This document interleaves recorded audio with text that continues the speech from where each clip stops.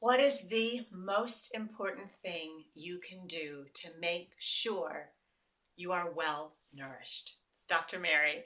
We are on week 5 of my 7 principles of being a well nourished woman. And today's question actually came from a talk I gave earlier today on depression. And we were talking about self care and the importance of self-compassion and knowing that you're fine and it's going to be okay and that you really need to take care of you. So the question really is about depression, but I think it applies so well to what we've been talking about for the past few weeks. The key to being a well-nourished woman is keeping your cup full.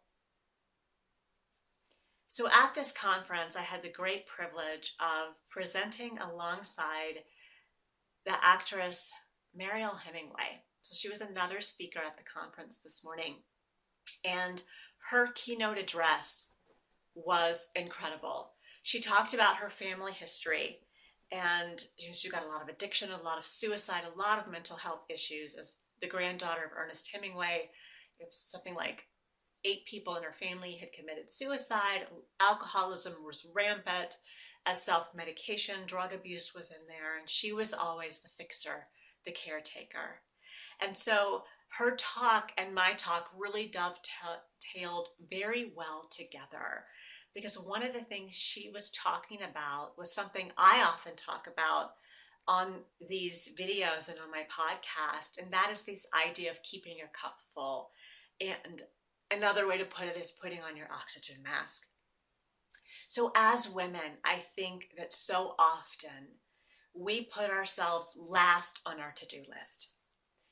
And as I was talking about this morning in my talk on depression, it's really no wonder so many women are unhappy. So when we look at national statistics, and I'm talking about the US here, in the United States, 67%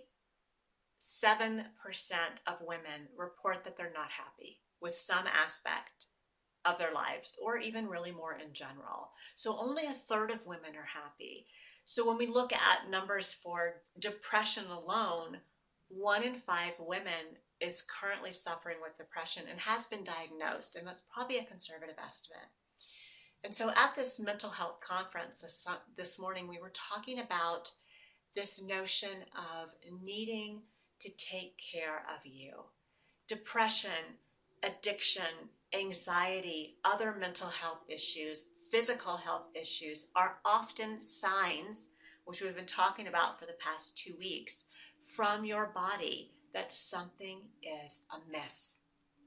And so it is in your best interest if you heed that sign and figure out, why am I hurting? Why am I depressed? Why am I having these feelings?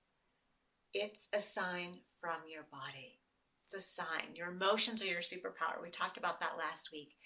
And usually, especially in the case of women, which most of my clients are women, it's because we haven't been taking care of ourselves. We haven't been keeping our cup full. We haven't been putting our oxygen mask on. And you can't be of service to your kids, to your spouse, to your loved ones, to your colleagues, to the world, if you're not taking care of you. You can't give from an empty cup. Because so often as we do that, right, we drain ourselves. We give and give and give and give till we have nothing left. And we get sick. And that's when our emotions go haywire. That's when our hormones go haywire. That's when our body starts hurting. We give and give and give, and we never receive. We never replenish. So no wonder we're hurting. Physically, mentally, emotionally, spiritually. So the real point of this whole conference today was you've got to fill your cup. So I have a couple of tips for you today. Number 1, how do you know if your cup's full or if you're empty? For so many of my clients, they come to me. I remember several years ago, I had a client who came to me and she said, looking me eye to eye, I'm not stressed. This is just my life. She had 7 children and a disabled husband. She ran her own marketing firm while taking care of 7 children and a disabled husband. And I said, where are you in this? She had completely forgotten herself, and it was starting to catch up with her, because we can only give and give and give and deplete ourselves for so long until something happens. So in her case, she came to me because she was really struggling with gaining weight despite the fact that she was eating virtually nothing.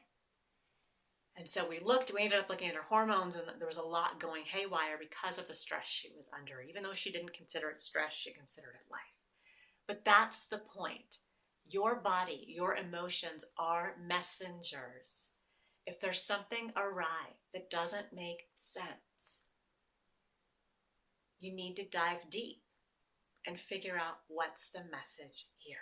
So, if you don't know where to start, here's my quick and easy thermometer analogy, or use your car fuel tank if that works better for you. Every morning when you get up, ask yourself, where am I? Where's my energy tank? Where's my energy level, my vibration, whatever word combo works for you. 0 being I am totally depleted. 100 being I have so much I could give it away. If you are below 50%, which when they first come to me, a lot of my clients are, your number one priority has got to be fill your cup. I get that you're busy. I get that you have a ton of stuff on your plate. I'm asking you to take 5 minutes to nourish yourself. Ask yourself, what do I need? What's going to nourish me today? And as you listen to your body's wisdom, as that intuition starts bubbling up, you're going to find it's not asking you to take 2 months off. I mean, that would be awesome, I'm sure.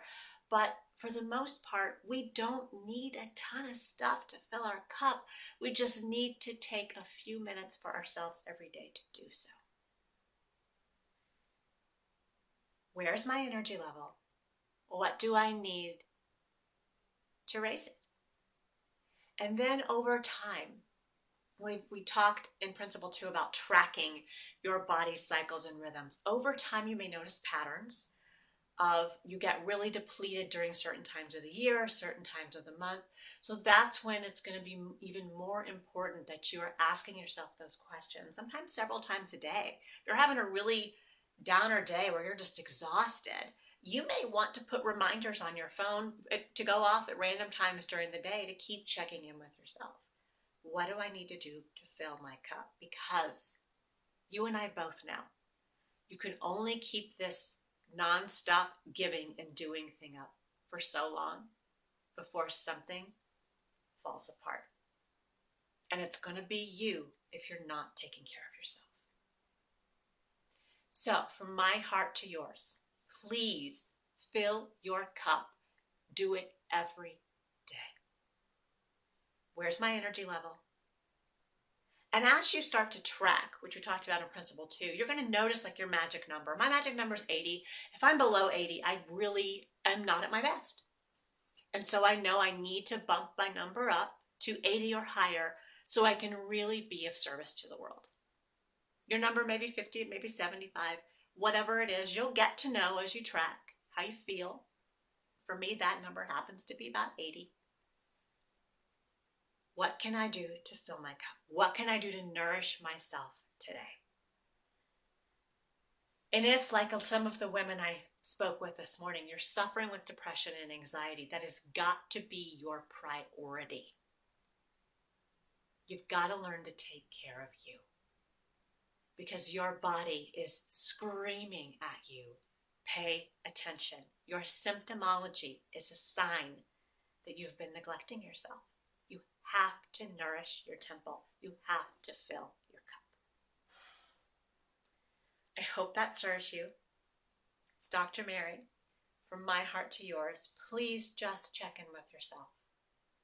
5 minutes is all I'm asking you to take. to fill your cup today. You deserve it. You are so worth it. I get that you're busy. 5 minutes. Start there. That seems overwhelming. 3 minutes. If that's too overwhelming, 60 seconds. Start small and work your way up. And I think you're going to find the more time you take for you to fill your cup, the more energy, resources, and time you're going to find you have to be of service to others. Much love. I'll see you next week.